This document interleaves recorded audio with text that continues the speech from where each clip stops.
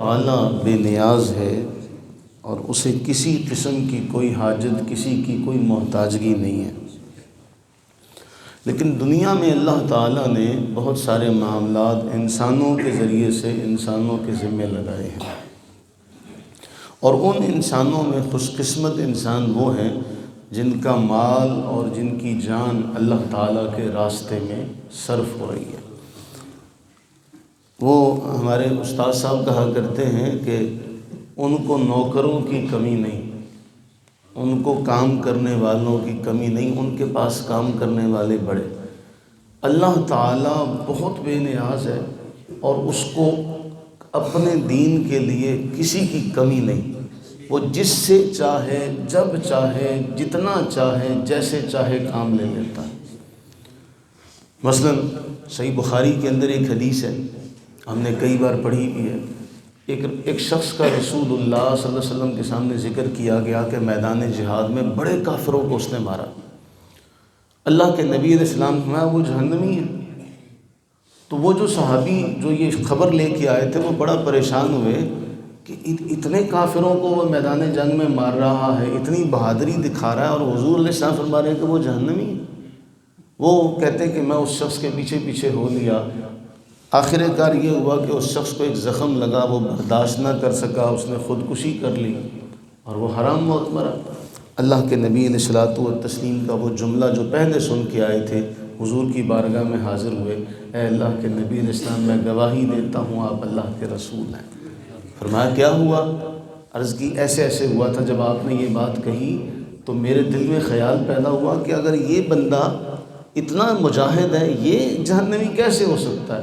مجھے یہ تھا شاید آپ کو مغالطہ لگا ہو، مفہوم حدیث میں یہ بات۔ تو اللہ کے نبی علیہ السلام نے ایک جملہ ارشاد فرمایا تھا، اللہ تعالیٰ فاسقوں سے بھی دین کا کام لے لیتا ہے۔ اللہ تعالیٰ ہر ایک سے جس سے چاہے دین کا کام لینا، وہ دین کا کام لے سکتا ہے۔ اس میں خوش قسمت وہ ہیں جنہیں اللہ تعالیٰ اپنی ذات کے لیے چن لے۔ اب ہم جو آئے بیٹھے ہیں اس میں ہمارا کوئی کمال نہیں، ہم سے بڑے بڑے حسن والے، بڑے بڑے مال والے بھرے پڑے ہیں، دنیا بھلی سو بھری پڑی۔ اللہ نے ہمیں توفیق عطا فرمائی، یہ صرف اور صرف اس کی توفیق ہے۔ ہم اس توفیق پر بھی اللہ کا شکر ادا کریں، مولا تو نے مجھے توفیق دے دی، ورنہ تجھے تو بھری پڑی دنیا۔ تو جسے چاہے اپنا کام لے سکتا ہے، تو جسے چاہے توفیق دے سکتا ہے۔ تیرا شکریہ کہ تو نے مجھے یہ توفیق عطا فرمائی کہ میں تیرے گھر میں حاضر ہو کر سجدے کرنے کا مجھے شرف ملا، میں تیرے گھر میں حاضر ہو کر تیرے محبوب کا کلام سن سکا، یہ اس کا احسان ہے، ہمارا کوئی کمال نہیں۔ تو ہم اس پر بھی اللہ کا شکر ادا کریں کہ اے مولا تیرا شکر ہے تو نے ہمارا وقت اپنے لیے لے لیا۔ کئیوں کا بستر میں گزر رہا ہوگا، ہو سکتا ہے وہ ہم سے زیادہ پڑھے لکھے ہوں، ہم سے زیادہ حسین ہوں، ہم سے زیادہ مالدار ہوں، لیکن اللہ نے ہمیں چنا۔ یہ چننے میں بھی اس کی رحمتوں کا ہم پر سایہ۔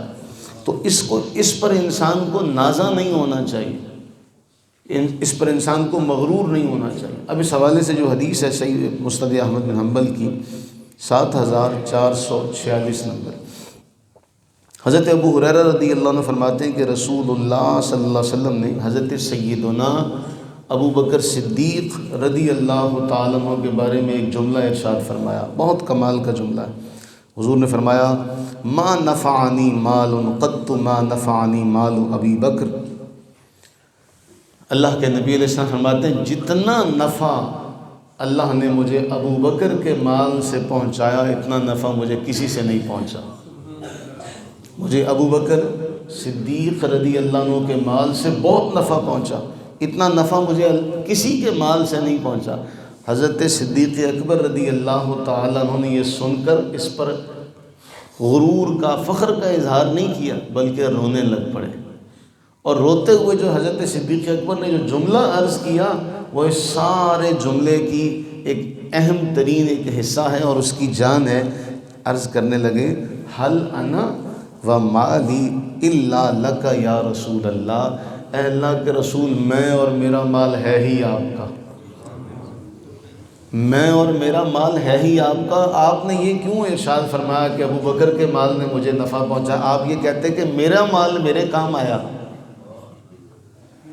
میں اور میرا مال تو ہے ہی آپ کا۔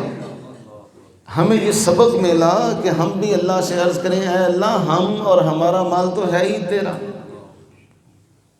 ہم اور ہمارا مال تو ہے ہی تیرا، یہ تیری توفیق ہے کہ تو نے اپنے مال کو اپنے رستے میں لگا دیا، تو نے اپنی جان کو، جو ہمیں جس جان کا تو مالک ہے، تو نے اپنے کام کے لیے استعمال کر لیا۔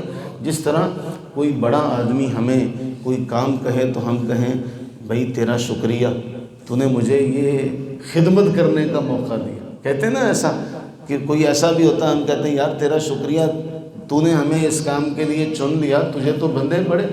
تو اللہ تعالیٰ کو مخلوق بہت، اللہ تعالیٰ کو مخلوق بہت، اسے کسی چیز کی حاجت نہیں، اس نے بندوں کے درجات بڑھانے کے لیے یہ معاملہ استعمال کیا۔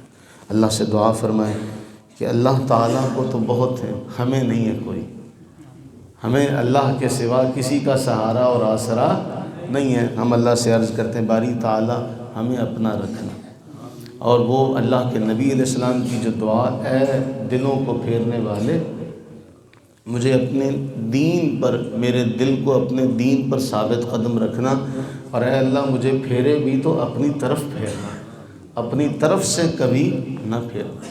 اللہ تعالی ہم سب پر اپنی رحمتیں برکتیں نازل فرمائے، آمین ثم آمین۔